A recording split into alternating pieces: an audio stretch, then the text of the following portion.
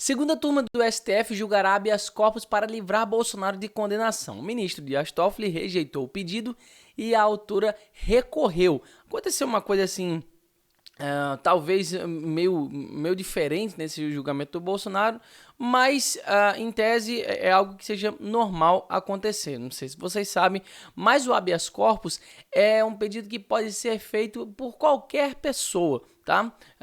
Claro, é mais interessante que isso seja feito pela defesa de quem está sendo julgado, né? Mas em tese ele pode ser feito por qualquer pessoa. E aqui, o ministro Dias Toffoli rejeitou o pedido e a autora recorreu. A gente vai estar falando um pouco dessa autora aqui, que aqui no Bahia Bah também falou a mesma coisa, né? Só que ali eles falaram mais do Toffoli, né? O ministro Dias Toffoli rejeitou um habeas corpus protocolado para livrar o ex-presidente Jair Bolsonaro da condenação por 27 anos. A autora apelou à segunda turma da corte e julgará o recurso entre 5 e 15 de dezembro. O que a gente vai falar aqui hoje é o seguinte.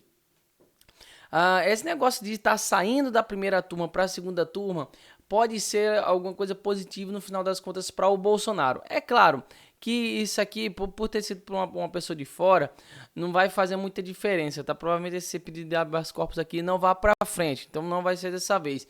Mas provavelmente isso aqui pode ter sido alguma maneira de, votar alguma coisa para saber se realmente poderia sair da primeira turma e ir para a segunda turma.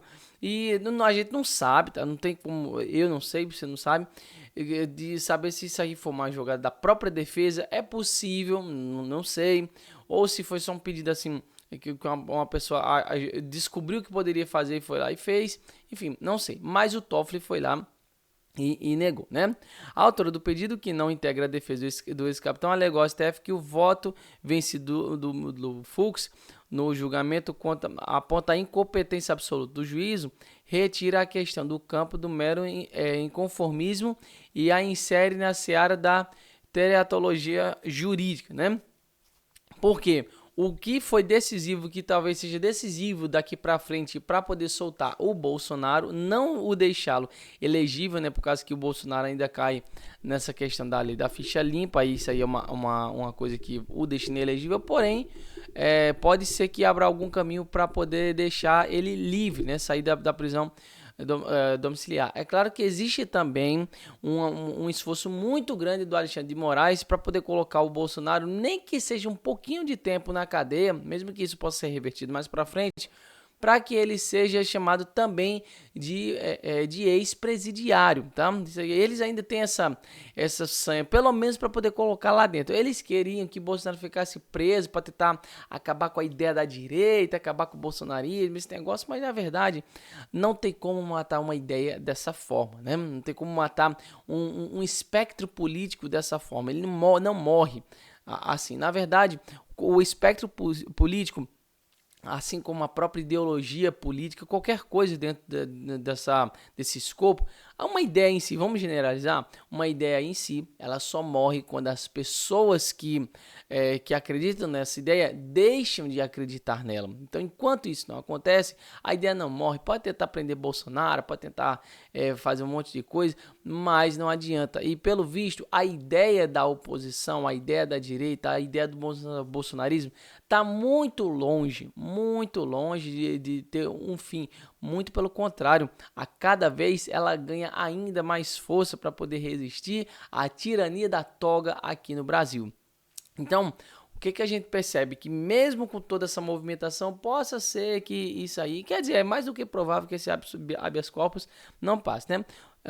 Aí aqui, ele diz aqui: a pedido inicial foi apresentado por uma autora que, apesar de não representar Bolsonaro oficialmente, argumentou que o voto divergente do Fux, no julgamento da primeira turma, apontaria incompetência absoluta. Lembra que essa incompetência absoluta não diz respeito ao juiz não ser incapaz, mas sim da corte não ser adequada para estar fazendo esse julgamento, ou seja, na questão não de ser incompetente de incapacidade, mas incompetente no que diz respeito à própria competência de estar julgando aquele caso, o que é o provável não, né? O que é o correto, né?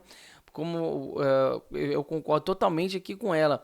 Não era para o Bolsonaro, já ele não sendo mais político, não era para o Bolsonaro ser julgado em última instância, ele era para ter sido feito como o Lula, foi julgado em primeira instância, segunda instância, foi para o STJ, para poder ser anulado no STF, mas de todo jeito foi julgado em todas as instâncias de forma limpa e justa, exceto quando chegou no STF, que foi lá e fez o arrumadinho dele, né?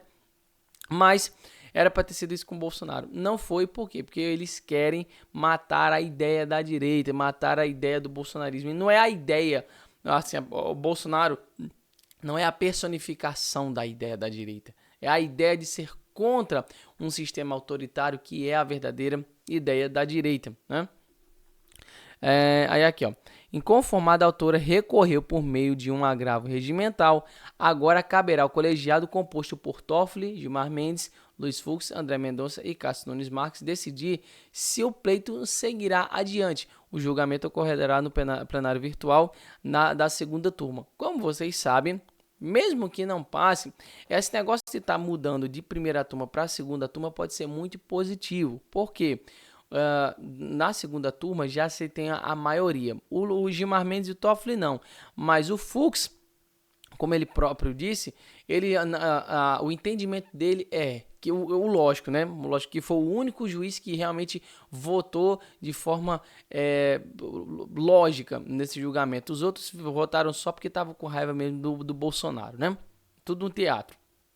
Mas o Fux, ele tem esse entendimento de que não houve competência do STF para estar julgando isso aí. O André Mendonça e o Cássio Nunes, obviamente, eles vão estar seguindo esse posicionamento do Fux também. Então a gente já tem a maioria na segunda turma, ou seja, isso pode estar dando uma certa liberdade para o Bolsonaro pensar em se livrar desse processo mais para frente, ou pelo menos se livrar de ir para uma cadeia comum, que na verdade não deveria nem ser Papuda ou outro desse tipo.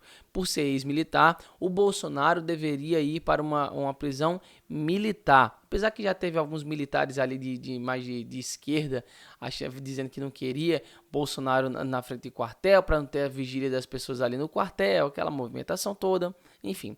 Mas o fato é que ele deveria ir para ali. Com isso aí, já seria muito bom, porque o Bolsonaro não está em condições de saúde para poder fazer isso. Tá indo para uma prisão comum.